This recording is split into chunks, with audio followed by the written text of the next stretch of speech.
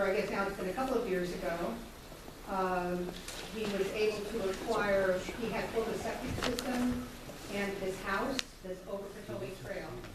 What actually happened is that when a modern survey was done, the lots that everybody thought were at right angles to the Pomperaug River, when the houses were built, it turned out that they were really at an angle.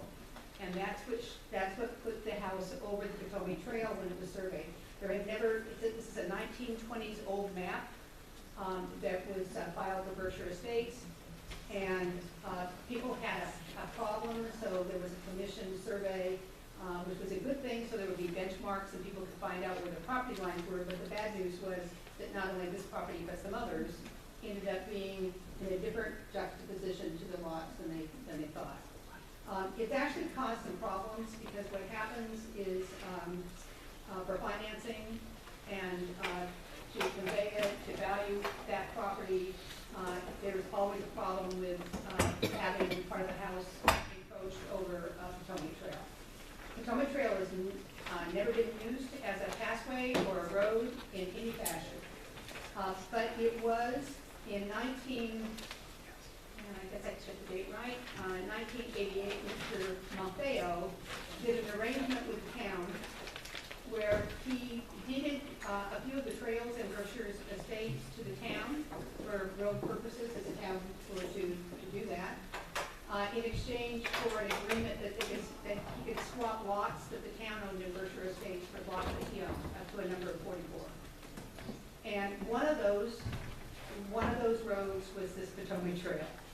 So what's happened is the neighboring landowner, there's also encroachment there, and the neighboring landowner, when it was owned by the Murphys, actually quitclaimed all of their right to that trail to Bill Cummings. So he cleaned up anybody who would really have an interest in using it. The next step in order to get the title fixed is we discovered when we did the title search, we were going to apply title action to get it resolved. We found out that this easement existed to the town of Southbury. So we're talking about 0.11 acres, a very tiny strip of property. There's never been a claim by anyone to it, to use it, over all the years that his family has owned the property. Is that correct, Bill? That's true. They'd have to knock on my front door to get through it. So we're trying to straighten this out, and we're asking really two things, to discharge or release the easement. And then because of the language that was in the Maffeo easement agreement that talks about that these could be developed and constructed as roads, even though the town has never come in and taken any sort of control over it, probably needs to go to a town meeting to discontinue any interest that might be there, so that the entire interest is released and we can straighten out. Town would have to relinquish its rights to. Right. So really, we're looking for two things: a release of the easement, and we put a draft of what that is, and your council can look at that, and we have discussed it with Mr. Tinley. And the second part would be a town meeting to formally discontinue any interest that the town has in it, so that there's no interest remaining in the town of Southbury. So this needs to go to a town meeting for approval, and we're asking that you do that, and we'd be very appreciative of Bill Cummings so he can continue to live on the property he lives without thinking that it's in the middle of a passway. Well, bottom line, can I just say one thing? We've been there 50 years. I went to get refinanced recently, and they picked up this. I had no idea. Yeah. I'm like, no, that's not right. We've been there forever. So here we are. And there's one other problem. He's been dealing with the problems with the river and the floods, and in all of those situations, another situation where he's got a house that's sitting over a line on his property. So it really needs to get straightened out. Thank you. Any questions for Gail or for Bill? Yeah. I was just going to ask if maybe this is it, your language that you'd like the town meeting. This is ours, but then the town meeting to pass. I'm sorry? Do you have language that you'd like to send to the town meeting? Well, let me read what you wrote. Is that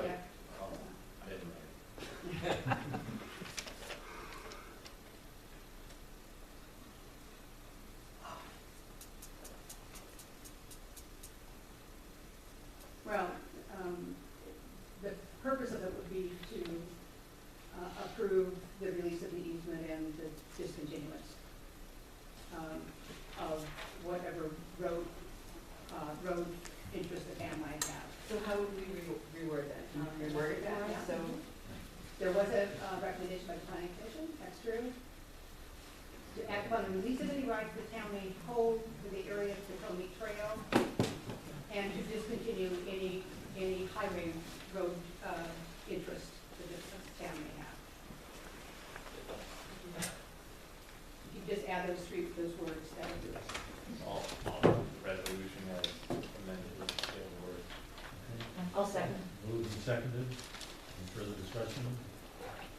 Seeing none. All those in favor signify by saying aye. Aye. Opposed? So the first bank missed it when they did it, Three banks. right? 3 days. Don't tell us again. I'm just curious. Thank you. And the second one? River Road.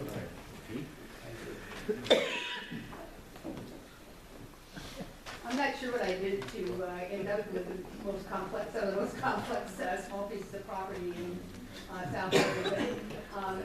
But River Road, our clients who are also here tonight, Mr. Del Regno and Mr. Gajowski, own property at 115 River Road. That property started out as a result of the creation in around 1919 of Stevenson's Dam.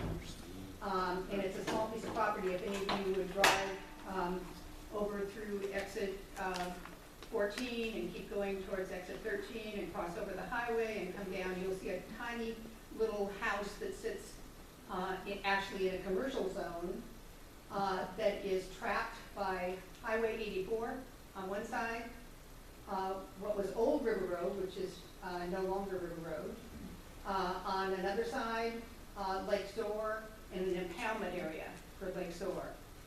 That property is zoned commercial, but the owners have worked with Bennett and Sullivan to try to make it a more productive use, which it could be, except that it has the blue area that you see on the screen. All of that was taken by the state of Connecticut when Highway 84 was built. It used to be Old Route 6. In fact, Old Route 6 used to be under Lake Store. And it was moved a couple of times. At the time that Highway 84 was widened, it was further affected. And what it's left is the property, which is over on the left-hand side around the house, which is 0.4 acres, completely trapped with a piece of abandoned road in front of it that is not used for anything. It dead ends into Highway 84. If you went out there, it's sort of weeds and some little pieces of little bit of asphalt. And it could be made into a parking area. There could be a restaurant on this piece of property. It could be a productive taxable piece of property. So to do that, the sort of little shaped white piece of property at the top is owned by the state of Connecticut. We started by talking to the state of Connecticut about buying the state's pieces. And the state suggested that we not start there, that we start with the discontinuance to the town of Southbury. The history of this is that the state, after 84 was built, abandoned the blue area to the town of Southbury. The town of Southbury tried to reject that abandonment, and there was a court ruling against the town of Southbury. And as a matter of fact, there's even a well on that piece that belongs with the property. There's an ancient well, and there's minutes that I provided you of a town meeting that said, once this is all done, it'll get deeded back to the owners. But it has never happened. So we're in a step, in a multiple step process of trying to do this. CLMP First Light has jurisdiction on the area that's to the south. The state of Connecticut owns the portion that's along 84. There's a little irregular shaped piece that's in that area. So what we're asking is to quit claim the interest in the road so we can clean it up and also discontinue any highway rights over that road, which would give our clients the ability to utilize that blue area. Once that's done, the state of Connecticut, we have an application pending, says that they will consider, once they've seen that finished, selling our clients the state property. So we would end up with a much more conforming lot. a lot that now has really almost no frontage of where it sits. It would have frontage, there could be parking. Easily that area can provide access down to the CLMP property. We've committed to First Light that, in the state of Connecticut, that will provide, once we own the property, we provide whatever easements are required for access. And as a matter of fact, when the road is discontinued, if you look all the way up to the right on the highway line on the right, the state owns property on each end of it. So after a discontinuance, they would have private rights of easement under a state statute that preserves those rights of passage over discontinued roads. The state doesn't want this road back. They tried to make sure that it didn't come back to them when the town tried to reject the abandonment. So we have, the DOT has met with us and their survey department, and everybody's in sync, I think, to get this done. So this is the first step. Well, what's the size of the property? The property itself that is owned by our clients is 0.4 acres and it's white. You see where the house is, the dwelling over on that side? And so the blue part would be the town's. And then the dotted line is the 1% elevation line, which is a property line. And then to the right, so it's sort of a, I'm trying to remember my geometry. So it's a trapezoid. How am I doing? Okay. That's over on the left-hand side. I can't point, but it's this area here. And the part that we're asking to be for the discontinued portion of the road is 1 point, the actual acreage is on the map, but none of our eyes can do that.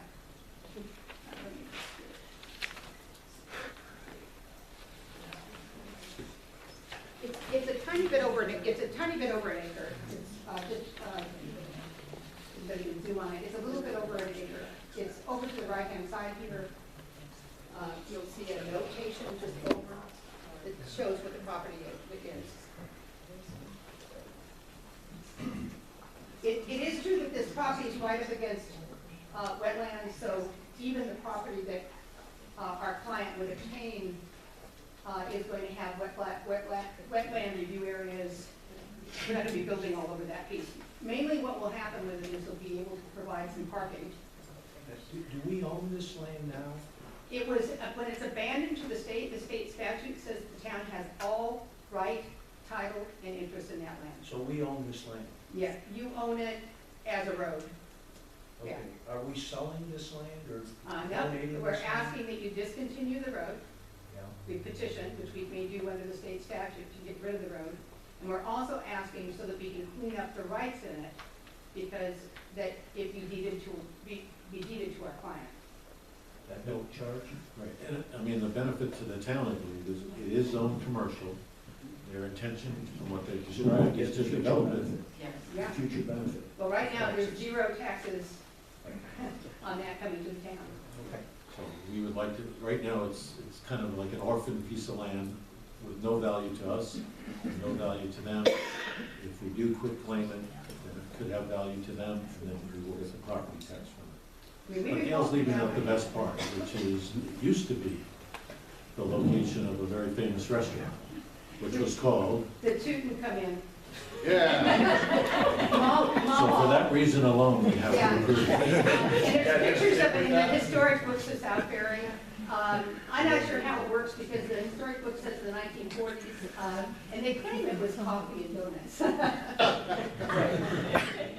But in the 1950s, she obtained that property after the Stevenson's Dam, when they had excess property. She obtained that property from CLMP.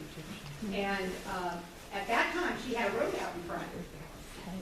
So that road is gone, replaced, changed. The state of Connecticut then came in and took their pieces when 84 was built. So this property has been, it's in an interesting location, but it could be a productive piece of property, and it's also, for we that care about the gateway, which I do because I live in this community, it's also a gateway where people come in off the highway. It would be nice if there were something productive and good there A restaurant is what they're looking at. There's a little piece of the building that's beyond the 110 elevation line. So one of the things First Light wants and is happy to work with us on is, if this is great, then you can rebuild the building and perhaps fix the non-conformity part of that. So there's, and also this property will become more conforming under zoning. Thank you. Any other questions for Gail? You want me to read the resolution?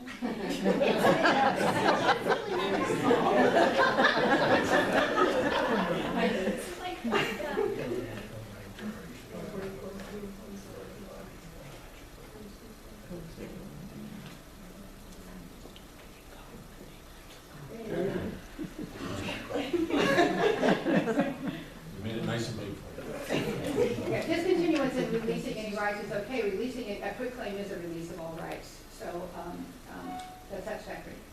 Okay. So would somebody like to move this resolution? John moves it and I'll second it. Ken seconds it. Any further discussion? Seeing none. All those in favor signify by saying aye. Aye. All those opposed? Motion carries unanimously. Thank you. Thank you very much. And then we're looking at meetings that will be, town meeting dates will be, I heard earlier that it may, are the town meeting dates going to change, or will this one No, change? not for No, this. these will be. Thank you very much. Okay, so we have another resolution regarding the cell tower. Hopefully we can get that. She's really testing our eyes.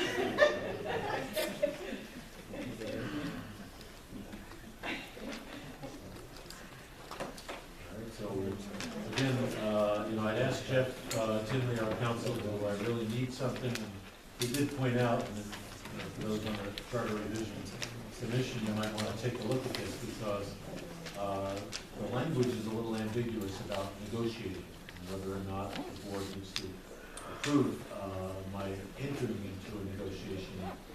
Clearly on the approval of the contract, there's no question there.